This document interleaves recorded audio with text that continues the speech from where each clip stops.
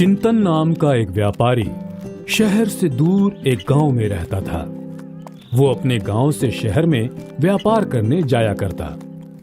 व्यापार के लिए उसके पास एक गधा था, बाली। चिंतन बाली पे सारा सामान लाद के उन्हें शहर ले जाता। शहर जाने के रास्ते में उन्हें एक नदी को पार करना पड़ता था। चिंतन बड़े आराम से अपने गधे को नदी पार करवाता। नदी पार करके वो शहर पहुंचते। शहर में चिंतन सारा सामान दूसरे व्यापारी को बेच देता और फिर चिंतन और बाली वापस घर की ओर चल पड़ते। बिना भार के कितना अच्छा लग रहा है। मालिक मुझ पे कितना भार डालते हैं। मेरी तो टांगे भी नहीं हिलती। मुझे मेहनत करना बिल्कुल पसंद नहीं। जब वो लोग घर पहुंच जाते तो चिंतन गधे को पेट भर खाना देता। चिंतन अपने गधे का बड़ा ख्याल रखता क्योंकि उसे पता था कि उसके व्यापार के लिए उसे गधे की बहुत जरूरत है। अगले दिन चिंतन ने बाली पर 8 कपास की बोरियां लादी। अरे बाप रे, 8 बोरियां! पर मुझे इनका भार क्यों नहीं लग रहा? लेकिन जो भी हो, शहर तक तो चलना ही होगा ना।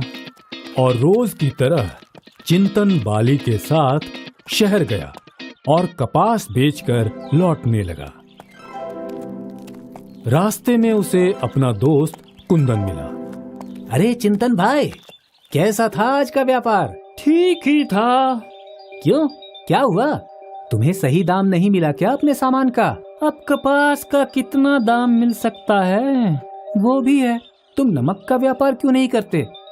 आजकल शहर में नमक की बहुत मांग है और दाम भी बहुत अच्छे मिलते हैं। अरे वाह, ये तो बहुत अच्छा है। कल से मैं शहर नमक ले जाऊंगा। इन दोनों की बातें बाली सुन रहा था। ये महाशय मालिक को नया सुझाव दे रहे हैं। पहले ही मेरी कमर पे क्या कम भार था कि अब ये भी। अगले दिन चिंतन ने बाली पर 6 बोरियां नमक की लाद दी। अरे बाप रे, इतना भार! मैं तो चल भी नहीं पाऊंगा। चिंतन ने बाली को खींचा, लेकिन वो फिर भी नहीं चल रहा था। तुम बहुत आलसी हो गए हो। चिंतन ने बाली को छड़ी से मारा। थोड़ी दूर चल के मालिक मुझ पे इतना भार डालते हैं और फिर अगर मैं ना चलूं तो मुझे मारते भी हैं। हे भगवान, मेरी मदद करो। मुझे इस काम और इस भार से मुक्त करो।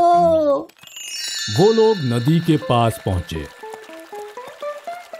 अरे बाप रे, आज तो नदी के पानी में बढ़ाव है।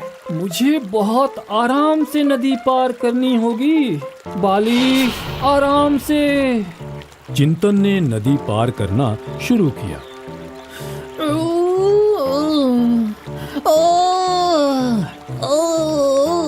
बाली डर के मारे चिल्ला रहा था। नहीं! और डर के कारण उसका पैर फिसला। अरे नहीं! चिंतन ने बाली को किनारे खींचा और उसने नमक की बोरी खोली। नमक तो गायब हो गया। सारा नमक नदी के पानी में घुल गया। अच्छा हुआ मैं बच गया, पर मेरी कमर का भार पूरा गायब हो गया। लगता है भगवान ने मेरी प्रार्थना सुन ली और इस नदी को जादुई बना दिया। बहुत नुकसान हो गया, लेकिन कोई नहीं, कम से कम तुम ठीक हो। अब जब नमक है ही नहीं तो मैं शहर में क्या बेचूंगा। चलो वापस चलते हैं। दोनों ने वापस चलना शुरू किया। अरे वाह, आज तो मुझे शहर जाना नहीं पड़ा। और अब पूरा दिन आराम भी कर सकूंगा। अगले दिन चिंतन ने नमक की 5 बोरियां बाली पे लादी। दोनों ने चलना शुरू किया। नदी के पास पहुंचे। चलो अच्छा है, आज नदी का पानी कम है। हे जादुई नदी, आज भी मेरी मदद करना। दोनों नदी में उतरे और बाली फिर वही पानी में बैठ गया। फिर से? पर कैसे? और दोनों वापस घर लौट आए। अगले दिन फिर वही हुआ। बाली फिर पानी में बैठ गया। लगता है बाली ये जानबूझकर कर रहा है। बहुत आलसी है ये। इसे कल सबक सिखाता हूँ। अगले दिन चिंतन ने बाली पे 8 बोरियां कपास लाद दी। आज भार तो बहुत हल्का है, पर मैं शहर थोड़ी न जाऊंगा। मैं तो आराम करूंगा। दोनों नदी के पास पहुंचे। हे जादुई नदी, मेरी मदद करना। अब देखता हूँ। चिंतन वहीं किनारे खड़ा रहा और बाली नदी में कूद गया। पर इस बार जब वो उठा, अरे बाप रे, ये तो बहुत वजन हो गया है। हे भगवान, ये आपने क्या किया? मेरी मदद करना क्यों बंद कर दी? अब तुम ये सब उठा के शहर जाओगे। बहुत सयाने समझते थे ना खुद को, हाँ? बेचारा बाली इतना भार उठा के शहर की ओर चलने लगा। अब मैं कभी उस नदी में नहीं बैठूंगा। बाली ने अपना सबक सीख लिया। इस दिन के बाद बाली फिर कभी नदी में नहीं बैठा और चिंतन का व्यापार अच्छा चलने लगा। इसीलिए कहते हैं, आलस नहीं करना चाहिए।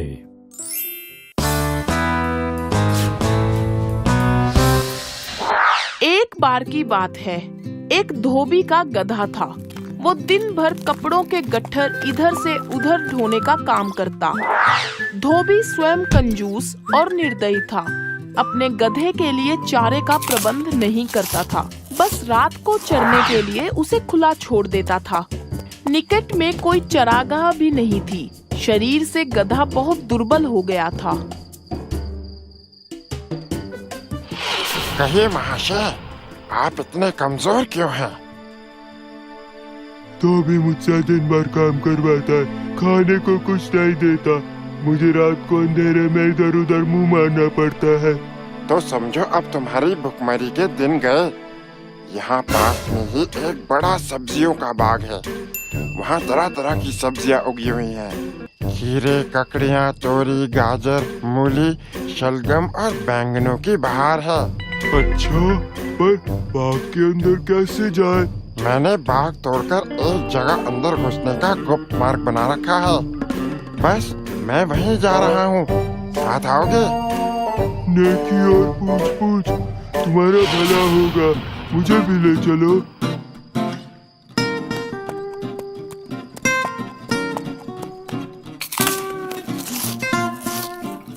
मजा आया? महीनों के बाद पेट भर कर खाना खाया।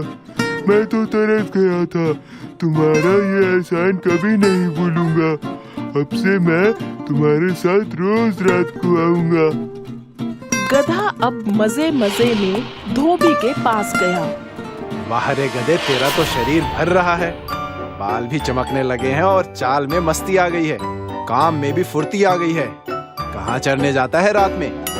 मालिक, वो राज की बात है। आप तो बस काम करवाओ मुझसे जितना चाहे। अब मुझे आपसे कोई शिकायत नहीं है। बस रात को छोड़ देना चरने के लिए। हाँ हाँ, मुझे कौन सा रात में काम रहता है जो तुझे रात में भी बांध के रखूं? एक की जगह 10 खेत चर के आ, मुझे क्या। बस ध्यान रखना, अगर चौकीदार के हाथ लग गया तो बहुत मार खाएगा। आप उसकी चिंता मत करो, वो मैं संभाल लूंगा। दिन भर काम करने के बाद रात को गधा जाकर अपने दोस्त गीदड़ से मिला। आज धोबी मेरी हालत में सुधार देखकर हैरान हो रहा था। होगा ही, तुम्हारी तबीयत अच्छी तरह हरी जो हो गई।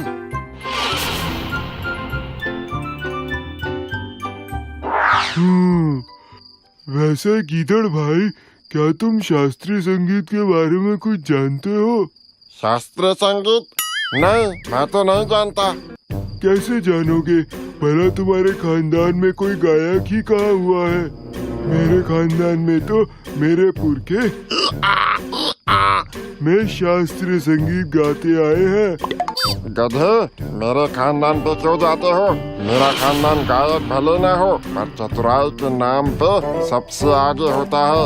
तुम्हारा खानदान तो मूर्ख लोगों की श्रेणी में आता है। ऐसा मैं नहीं, लोग कहते हैं। अरे तुम बुरा क्यों मानते हो? मैं बहुत खुश हूँ, झूमना चाहता हूँ।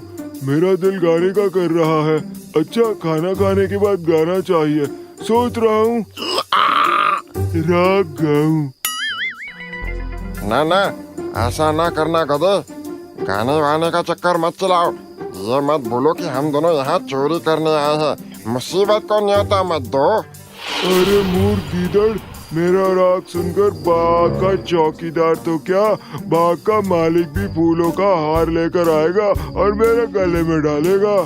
गधे भाई, मुझे अपनी गलती का एहसास हो गया। तुम महान गायक हो।